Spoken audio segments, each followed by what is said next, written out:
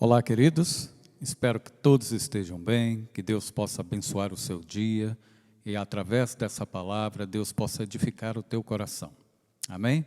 Eu gostaria de compartilhar com vocês hoje uma palavra que eu acho muito interessante, porque Deus tem falado comigo sobre deserto.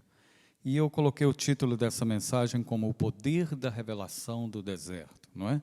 Nós sabemos que existem fases na vida da gente em que precisamos passar pelo deserto. E eu entendo isso como um propósito único de Deus para edificar as nossas vidas. A exemplo disso, nós temos o próprio Senhor Jesus, que depois do batismo, depois de receber o Espírito Santo de Deus, o próprio Espírito Santo de Deus o conduziu ao deserto para ser provado. E eu creio que, como modelo que Jesus nos mostra, que muitas vezes precisamos passar pelo deserto para que o nosso caráter seja burilado, seja trabalhado, seja transformado, para que possamos viver uma vida de acordo com a vontade de Deus. Amém? Então eu gostaria de compartilhar com vocês, em Mateus capítulo 4, no verso 1, diz assim: Então foi conduzido Jesus pelo Espírito ao deserto para ser tentado pelo diabo. Sabe, queridos, o deserto é o lugar onde se formulam as decisões mais importantes que determinará quem de fato você é, ou seja, quem de fato eu sou. É ali que se formulam as ideias, que se formula o conteúdo mais importante das decisões que precisamos tomar para forjar um caráter semelhante a Jesus. Por isso eu coloquei 3 pontos interessantes, por quê?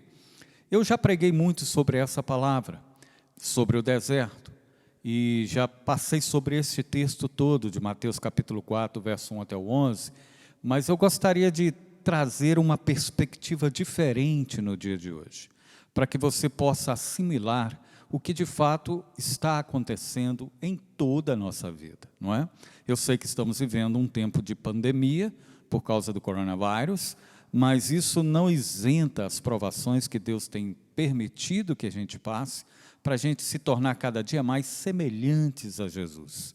Para isso, Deus vai despojando da nossa vida toda essa casta religiosa, todo esse propósito religioso que muitas vezes adquirimos ao longo dos anos. Somos ensinados muitas vezes a viver uma religião e não a palavra de Deus. Por isso que os desafios são grandes. E Jesus teve que passar por esse desafio.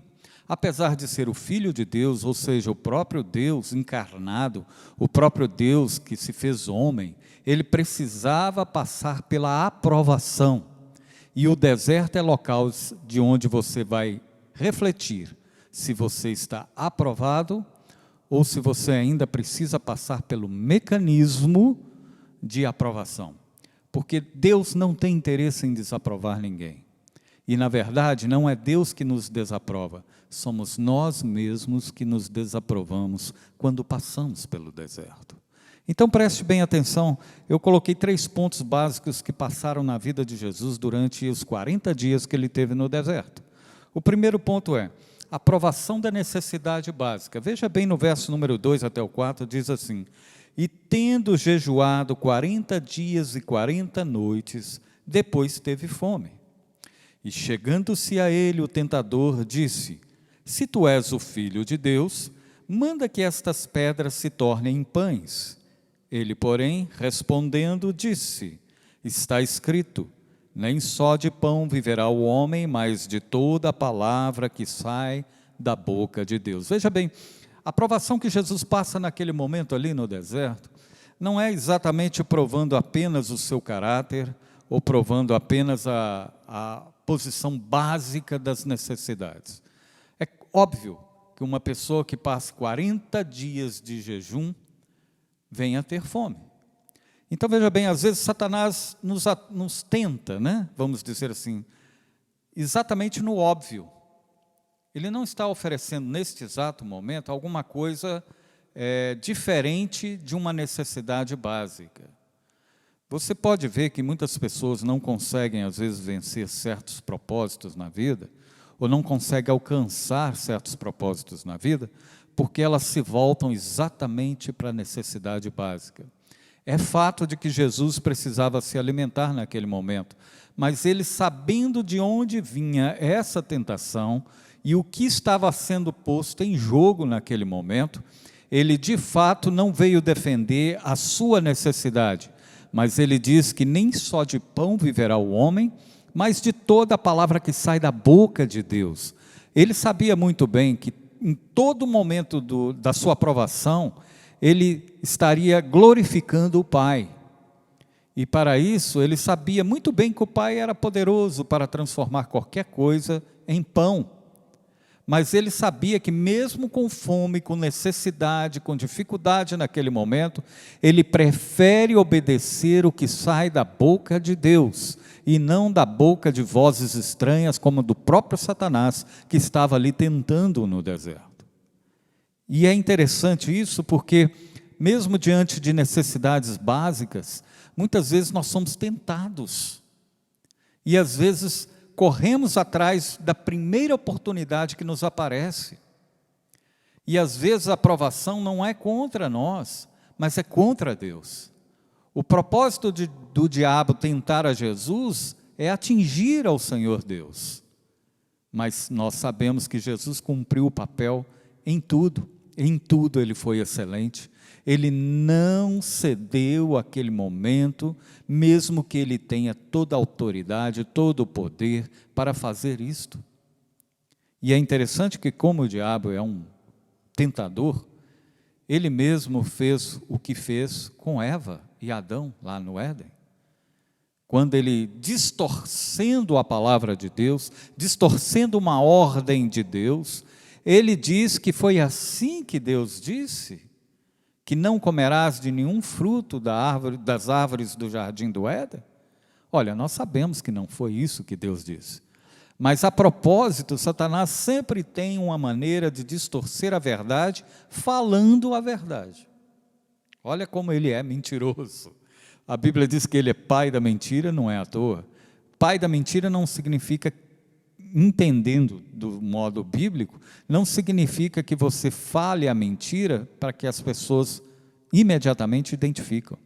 Ele vem com meias verdades, e através dessas meias verdades, você corre o risco de cair numa grande mentira. E nós sabemos que nesse momento que Jesus, voltando aqui para o texto, Jesus estando nesse propósito que o Espírito Santo levou ao deserto, é para provar todo o seu ministério dali para frente. E olha, ele tinha o direito de transformar as pedras em pão, mas ele não fez, porque o temor ao Senhor era o princípio de toda a sabedoria. Veja bem, o segundo ponto que eu achei interessante é a prova da sua identidade. É outro propósito de Deus na vida de Jesus, foi que ele fosse provado na sua identidade. Então, a partir do verso 5, está escrito assim: então o diabo o transportou à cidade santa e colocou-o sobre o pináculo do templo e disse-lhe: se tu és o Filho de Deus, lança-te daqui abaixo, porque está escrito que aos seus anjos dará ordens ao teu respeito, e tomar-te-ão nas mãos, para que nunca tropeces com o teu pé em alguma pedra. Disse-lhe Jesus: também está escrito, não tentarás o Senhor teu Deus. Veja bem, como que o diabo trabalha nesse momento? Ele usa a própria palavra para desvirtuar, ou seja, para dissimular uma situação que parecia ser uma verdade, mas o próprio Senhor Jesus combate as técnicas de Satanás, que estava utilizando a palavra de Deus, e destrói os sofismas naquele momento. Ou seja, havia uma identidade em Jesus. Sim, havia. O texto diz que, no verso 7, diz assim: e disse-lhe Jesus, também está escrito, não tentarás o Senhor teu Deus. Naquele momento, Jesus não estava falando sobre ele exatamente, mas estava falando sobre o Pai. Por quê? Porque a tentação de Jesus é a reflexão da imagem de Deus na terra. O diabo queria provar Deus naquele momento, como se pudesse provar o Criador. Veja bem, o Criador dos céus e da terra, desse imenso universo que temos a oportunidade de ver aí em tantas imagens tiradas por fotografias da NASA, através do Hubble telescópico, não é? A gente vê cada maravilha, a gente pensa, meu Deus, que coisa extraordinária, coisas que estão a milhões de anos-luz, e Deus criou tudo isso. Isso tudo caberia na palma da mão de Deus, se fôssemos olhar no mundo físico. Aí dá-se a ideia do tamanho que nós somos. Nós não passamos de pó e cinza, queridos. Sempre temos que lembrar isso. E Deus nos amou de uma forma tão grande que Ele deu Jesus por nós, para que eu e você pudéssemos ter a vida eterna. E um dia, quando sairmos deste corpo mortal e nos integrarmos ao corpo celestial, a qual Ele preparou para cada um que crê no seu nome, queridos, nós vamos desvendar todos os mistérios do universo, vamos estar junto com Ele, porque a Bíblia diz que com Ele estaremos para sempre. E olha bem, Jesus criou tudo isso junto com o Pai e com o Espírito Santo. Isso está lá em Gênesis capítulo 1, no verso 26. Façamos, não é? Deus sempre usa o plural. Por quê? Porque Ele é o único, mas Ele está na pessoa de Jesus, está na pessoa do Espírito Santo e está na pessoa do Pai. E veja bem, o diabo queria tentar Jesus nesse momento, dessa forma, dizendo um texto bíblico, que aos seus anjos dará ordem ao teu respeito. Olha, ele sabia muito bem disso. Mas Deus não se deixa tentar pelo diabo. E a minha pergunta para você, você se deixa tentar pelo diabo às vezes? Sim ou não? Eu creio que todos nós passamos por fases difíceis da nossa vida. E há momentos que nós precisamos refletir o que estamos fazendo, o que estamos optando. Não é? Existem decisões importantes na sua vida e na minha vida que precisamos fazer com a sabedoria de Deus e não com a vontade da carne. Pois a vontade da carne estabelece princípios de morte. Mas o princípio que o Espírito Santo trabalha sobre nós é para que a gente a cada dia seja mais parecido com Jesus. E para sermos mais parecidos com Jesus, temos que ser menos parecido com este mundo, menos parecido com nós mesmos, com a identidade carnal, com essa identidade que não glorifica a Deus, que já foi condenada lá na cruz. Então precisamos chegar a esses pontos. Jesus não faliu no deserto e não foi enviado pelo Espírito Santo para morrer no deserto. Porque hoje eu vejo tantas pessoas dizendo assim, eu estou passando por um deserto na minha vida. Glorifique a Deus por isso. Existe uma grande chance da sua vida ser transformada em pontos que você ainda não foi esclarecido. Tem pessoas que acham que o deserto é uma maldição. Não é, queridos. Preste bem atenção. Eu não estou falando do deserto físico, isso sim seria um caos se tivéssemos que ficar no deserto sem posicionamento nenhum, né? Sem esperança nenhuma. Sim, mas não é esse o deserto que eu estou dizendo. O deserto que eu estou dizendo é aquelas lutas que você passa, que eu passo, que todos nós passamos. E às vezes atribuímos isso como algo ruim. Por quê? Porque a nossa carne quer soluções. Mas você já parou para pensar se não é esse o propósito de Deus, às vezes, na sua vida? Que você passe por determinadas tribulações para que o caráter de Deus seja forjado, seja trabalhado? Porque, veja bem, o ouro é vamos dizer assim, o ouro é uma propriedade valiosa. Todo mundo deseja um ouro porque tem valor monetário muito grande, fora a beleza em si. Mas para que você possa admirar o ouro na sua qualidade, na sua perfeição, no seu valor, você sabe que o processo que o ouro passa para ser puro, para ser admirável, é pelo fogo. É pelo fogo quando é derretido, quando ele não é mais uma substância sólida, quando ele não é mais aquele orgulho, aquela vaidade por si próprio, mas quando ele se derrete pelo fogo, Então é tirado a sujeira, as escórias, e aí nasce um novo ouro. Quando ele volta à temperatura normal, ele pode ser trabalhado, formado, para que o ourives veja então que coisa preciosa tenho nas mãos. É assim que Deus permite o deserto na nossa vida, porque você vale mais do que o ouro, do que a prata, do que as pedras preciosas. O teu valor vale muito mais do que qualquer outra coisa.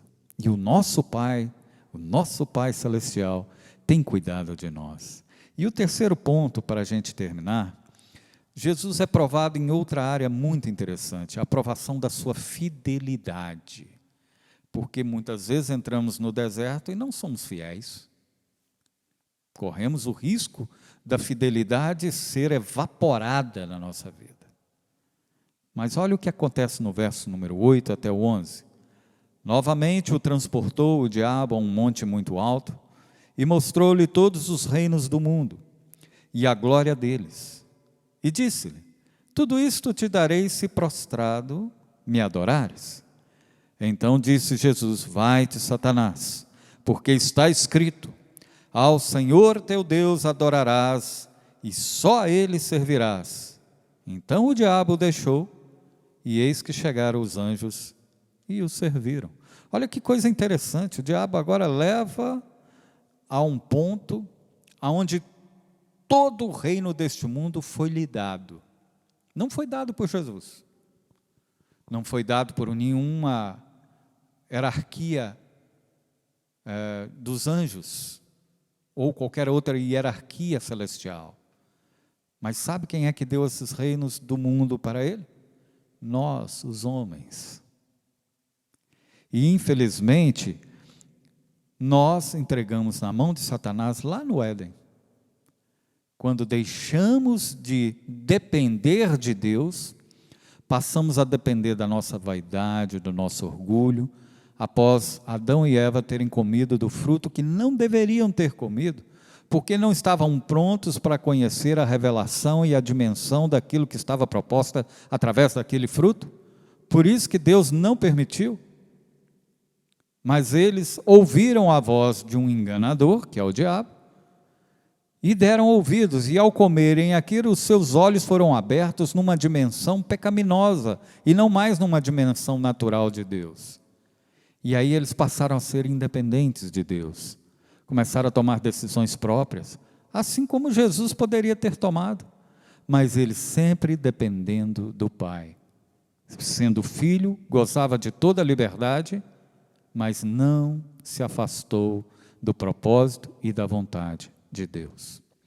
E então a minha pergunta é, quando Jesus disse isso, vá de Satanás, saia da minha presença, porque, mais uma vez ele diz, olha só, porque está escrito, ao Senhor teu Deus adorarás, e só a Ele servirás. Então o diabo o deixou. E aí sim, 40 dias se terminam no deserto, os anjos vêm e o servem. E eu tenho certeza que lá no trono de Deus, vamos dizer assim, porque isso é uma figura, vamos dizer assim, trazida à nossa mente, não é? É claro que reino de Deus não é uma coisa somente arcaica, vamos dizer assim, parece que Deus tem uma cadeira e senta ali o tempo inteiro.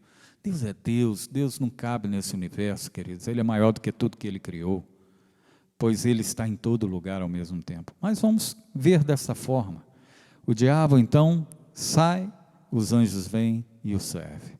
Tudo aquilo que Jesus precisava foi abastecido naquele momento. E Jesus sai dali para cumprir um propósito maior. Ali foi preparado, eu acredito, fielmente nisso, que Jesus foi preparado para chegar até a morte, foi ali no deserto. Foi ali que foi provado o seu caráter, foi ali que foi provado a sua fidelidade. Não é que foi provada a sua divindade, mas foi provada a sua fidelidade. Então eu concluo dizendo assim, é inevitável o deserto nas nossas vidas. O que nos faz entender que sairemos dele melhor ou pior.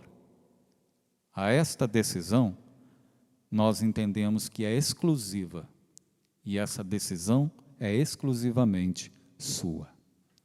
Essa decisão é exclusivamente minha.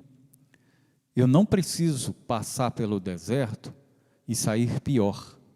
Eu só sairei pior se eu não deixar que o Espírito Santo de Deus trabalhe comigo e eu veja as verdades nos momentos de tribulação. Porque as notícias ruins não param de chegar. A mídia está aí para te informar todos os dias. Casos terríveis acontecendo ao redor do mundo. Pânico geral. Isso tudo causa estresse, causa pânico. E às vezes nós nos dedicamos a ouvir mais isto do que a voz de Deus. Estamos mais preocupados com o sistema de governo do que com o sistema de governo de Deus. Estamos preocupados com os líderes que estão no mundo, mas não estamos preocupados em colocar o nosso joelho no chão e dizer: bendito seja o Deus de toda a criação, pois Ele tem cuidado de mim e Ele tem cuidado de nós. Não é porque você tenha alguma coisa ou não tenha alguma coisa, pois em todas as coisas o próprio apóstolo Paulo dizia: em todas estas coisas eu sou mais do que vencedor. Você é mais do que vencedor em Cristo Jesus? Então não tenha medo do deserto, saia do deserto vitoriosamente e Deus vai te abençoar. Que Deus abençoe vocês e até a próxima, se Deus permitir. Um abraço.